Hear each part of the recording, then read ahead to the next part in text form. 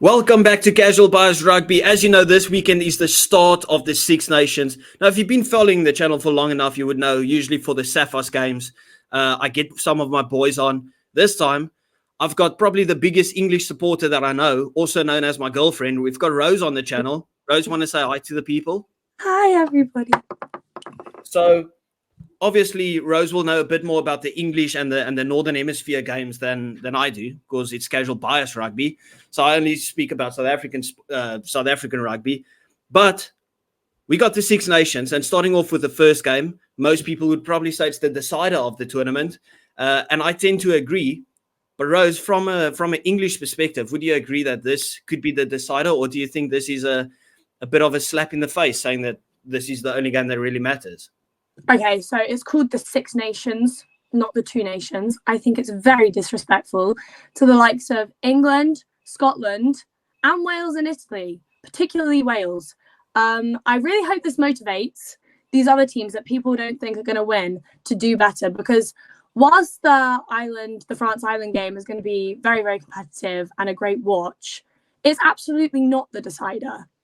Absolutely not. I mean, they're going to be up there, but there is definitely potential for some of these other teams to cause big upset this tournament. Yeah, of course, and we'll speak about the other teams as soon as we get to those games. As you know, this is the weekend prediction. So first up, you got France versus Ireland. I mean, what an absolutely massive, massive game being played in Paris, or I think it's in Paris. Of course, the previous time they played in Paris, France won, and then the game before that, at the Aviva, Ireland won. And I'm going with the home nation's victory, or the home nation victory. I think if the game was played at the Aviva, Ireland beats France, but because it's playing in France with that crowd, the way that they affect their players, even like this could be controversial, but like the refereeing, I think France takes this one. It's very South African of you to bring up the refereeing. No, I think it's going to be very close, but I think you're way off. I think if it was the full strength French side, then 100%, but they are missing some crucial players, and I think that's going to lead to an Ireland win. They don't have Dupont, but I think even more crucially, they don't have Intermac, because Jalabert he's a good player, but he's not up to it. They also don't have the likes of Flamont. They don't really have that as much power in their forward pack as they are used to. That being said, they're a brilliant team. It's going to be a very competitive game. But if you look at Ireland's team, apart from Sexton, it's basically their full strength side. I mean, and Crowley's a very good replacement for Sexton anyway. I think it's going to be huge. I think Dante being back is very good. I think position-wise, the fact that he and Bundyaki are playing, that's going to be very, very interesting. So, yeah, it will be close, but Ireland are going to take this. Yeah, that's just two big pieces of meat slapping against each other. But you could use the same argument for Ireland as well. As you said, Sexton is missing. There's no Gary Ringrose. There's no James Ryan. So it's literally the exact same people almost missing out. Sexton's overrated, and Jack Crowley's a very good replacement. Even you rate Crowley above Sexton. Henshaw's a brilliant replacement for Ringrose. I just think the players they have more depth. And I know we often say Ireland don't have depth, but I mean, they do in certain positions, and I don't think it will affect them as badly as it's going to affect France.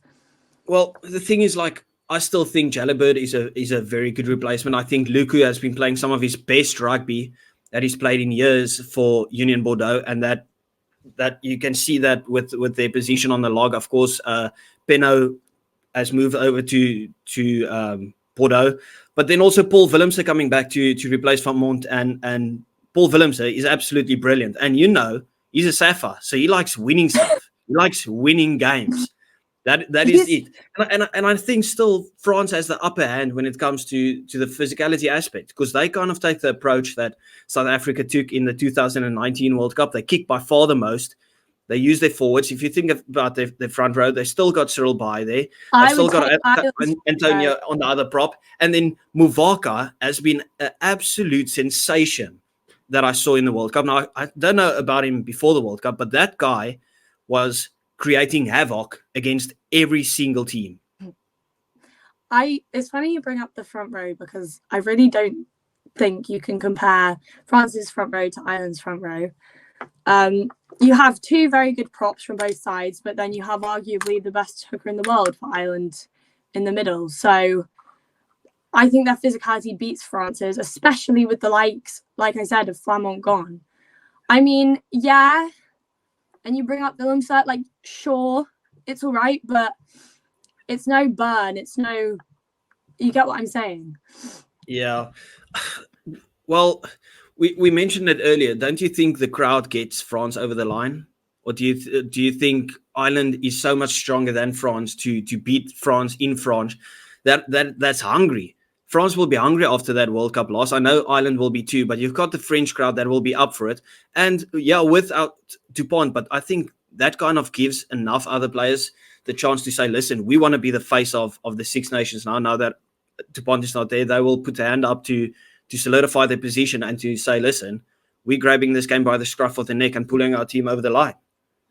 You know what? You make a good point. They will be hungry, especially after the early exit, which many considered in the World Cup.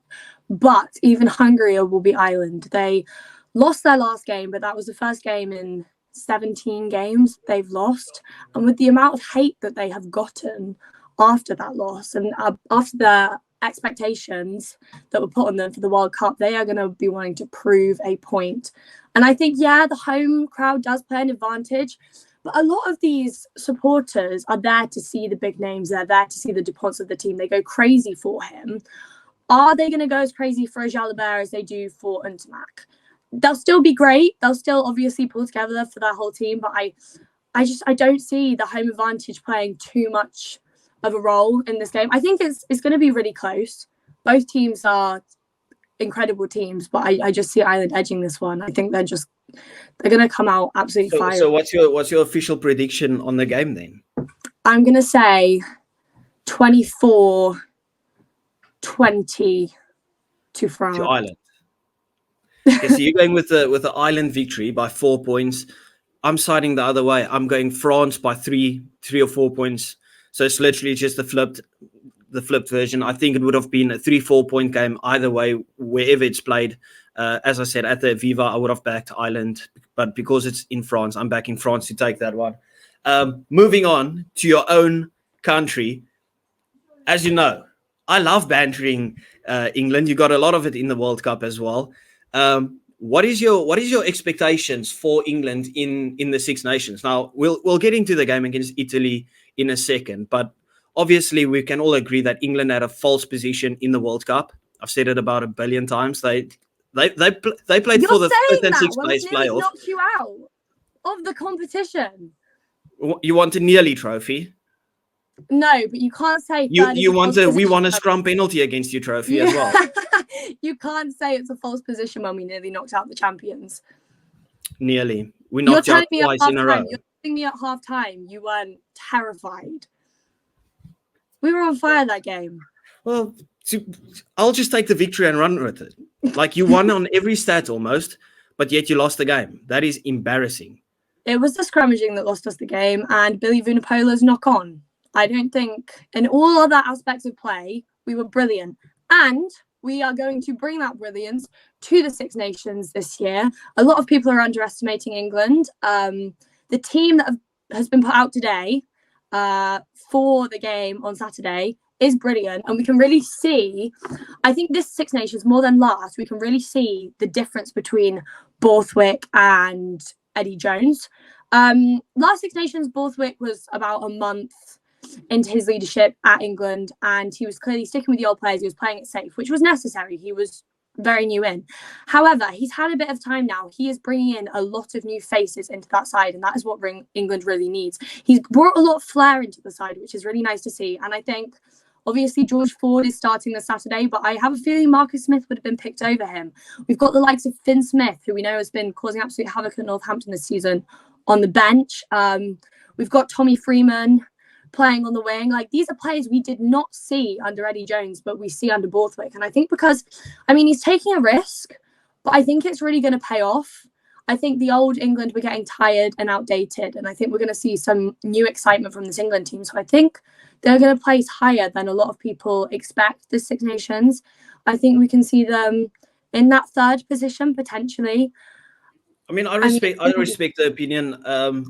The good thing for the English fans is obviously the new blood coming through, and people that are really getting their form back. I think England would have been a very, very scary team if they had the likes of Courtney Laws there as well, who I at the moment think is the best player in English rugby. I think he's on the form of his life for Saints.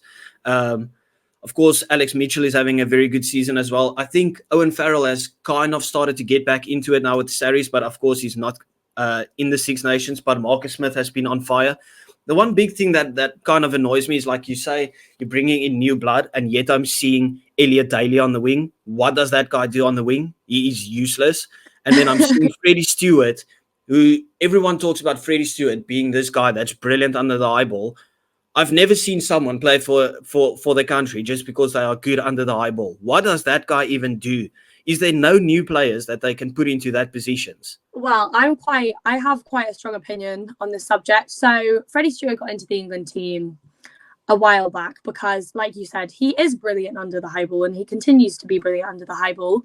And his physicality used to be very good as a winger, which England kind of needed. We didn't have a very defensive back, and he was very good in that area as well. However, something has happened, much to the heartbreak of all England fans everywhere. Something has happened to Stewart, and he's just not like he was. I don't know whether it's because he doesn't really have a point to prove anymore, because he's got a bit comfortable, or just the game's evolving and he's not really adapting with it. But would it be fair to say he drops in form every time after every game he plays against South Africa? Because he was brilliant before he played South Africa in 2019, dropped off the radar, probably had one of his better games against South Africa in the 2023 World Cup, dropped off again since playing for Leicester Tigers. Yeah, but does he even have a merit to be in the squad? I think in the squad, yes. But I think we have him at the moment. He's being played as one of those players that's certain in that position. And I think that's really going to be quite detrimental to how England develops their back three. I think we need to bring in younger faces, the likes of Joe Carpenter at Sale. Now, I'm a Sale Sharks fan. People will say this is a biased opinion, but last season he made it into the team of the season for the Premiership, and he did something like make a record number of line breaks in a game in the Prem ever. He's extremely dynamic. He's very fast. And I think somebody like him needs at least a tryout for England, because at the moment, apart from a couple of games where Marcus Smith has filled in, that position is Stewart's, and I don't think it's great for England. And like you said about Daly as well, I like the England team overall, but that for me is the worst call out of all of them. I think he does show moments of brilliance for England and in the Prem, but he blows so hot and cold, like so hot and cold. You'll see some games for England where you think that's a man of the match performance, and then the next you'll think you lost us that game.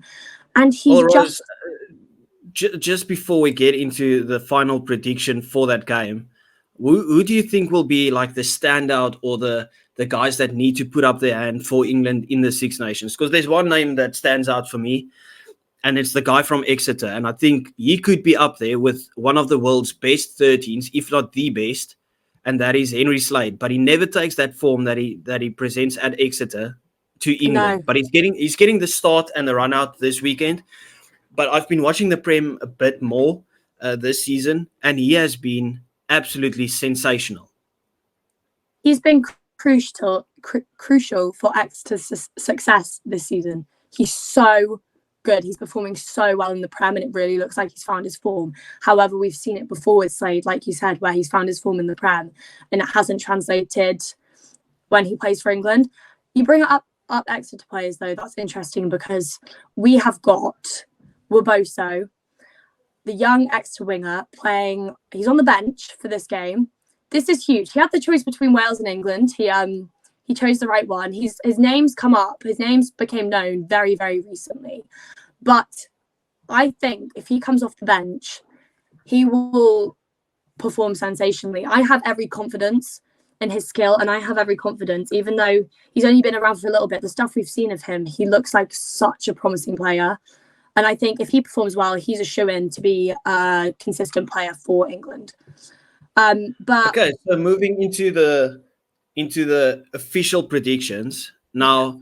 If you guys have seen Safa's Unscripted before, it's the podcast that we run with me and two other guys. Please remember to like and subscribe to this channel. And if you want to listen to our podcast, you can just go over to that channel.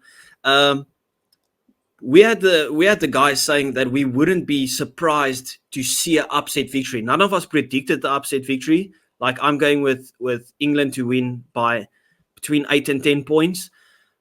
But I think like Italy will want to cause a massive upset. Of course, they always get the wooden spoon. I think they have a big chance to pull victories over the likes of Wales. Maybe go for that England game. They came very close last season against France in France. So you can't just write Italy off. They are one of the most attractive teams to watch play rugby when they get it right. Obviously, Rose is not going to predict Italy to win. But do you think there's like some doubt in you that there could be an upset victory, especially because England hasn't been too convincing? I know there's a caveat behind it because Borthwick hasn't been there a lot. I think as an England fan, you have to prepare yourself for everything. It's a lot of heartbreak. So yeah, I'm definitely prepared for an Italian win. And I love Italy. Like, it's my favourite other team in the Six Nations, and I do really want to see them do well, just not against England. But I wouldn't be surprised. It really depends how this team gels. We haven't seen a team like this in England for a long time. It could be incredible. It could take a bit of time to develop. So I don't know. I mean, obviously, I think England are going to win. But so what's your official prediction then? I think England by 6. I don't think it's going to be like a very. You've got it closer than I have. I know. Well, it's in Italy, and we know what England can be like. But they're going to win. They're going to win. But I think it's going to be a very good game. I think there is a lot of flair in both of the teams. I think it's going to be a very entertaining game to watch. So I'm excited. England are going to win, but I think, and I hope Italy this tournament do well. Okay, so we both agree on this shout. Like, there could be an upset on the cards, just because we don't know what English team will run out on the field. Moving on to the final game of the weekend, you've got Wales versus Scotland. We won't be focusing on this one for too long. I can't see anything else other than a pretty big Scottish victory. I don't rate Scotland at the moment as well as everyone else, saying that they have like an underdog shout. I've been pretty vocal on it that I think Finn Russell is a bit overrated. It doesn't mean that I think he's bad. Overrated doesn't mean he's bad. I just think he's a bit rash. And I don't like it when a fly-off makes that many mistakes. But that being said, I don't see a less than 14, 15-point victory for Scotland in this game. Yeah, I agree. I would say even more, to be honest. I think that's just disrespectful, Rose. Because Wales have still got the likes of Warren Gatland that brings out the most in every single team. Everyone thought Wales will be dog shit in the World Cup, and I thought that as well until they went out and smashed teams. Right, listen to me. Warren Gatland, you're saying he brings out the best of players. Warren Gatland has coached the Lions and more experienced Welsh teams than this. This team, I think with time, Warren Gatland can develop it. This team that has been put out for this game, it's all youngsters. They're all very young. They all don't have a lot of experience yet. Warren Gatland is good at bringing out the best in players, but there needs to be some basis level good there first. I mean, they might grow and adapt as a team, but I think it's too early yet for this Welsh team to do good. They're all too young. They're all too inexperienced. I think they are going to get slaughtered, the Six Nations. I think Italy will finish above them. Old shout. I know. I think we're going to see really good things from Italy. I don't know. After watching the documentary, if you guys have been watching Full Contact on Netflix, I feel I'm rooting for them. And I'm sure a lot of other people are going to be as well. Do you think it was a good move from Gatland to leave out his most experienced player in the likes of George North for Tompkins? it depends what your aims are. And I think his aims in doing that are going to be more long term. He's going to be looking not to this Six Nations, but the next few tournaments and then the World Cup if he stays that long. But he's going to be looking to develop these younger players on a long term basis. I don't think he's looking for the Six Nations win. I think if he was, he'd put some of the more experienced players in. But I think the thing is, Rose, it's just like he's lost so much experience already. Now, I know Alan Wynne-Jones has been out for a while, but he's lost him. He's lost the captain, Dan Bigger. He's lost Louis Rees-Zammit. He's lost Lee Halfpenny.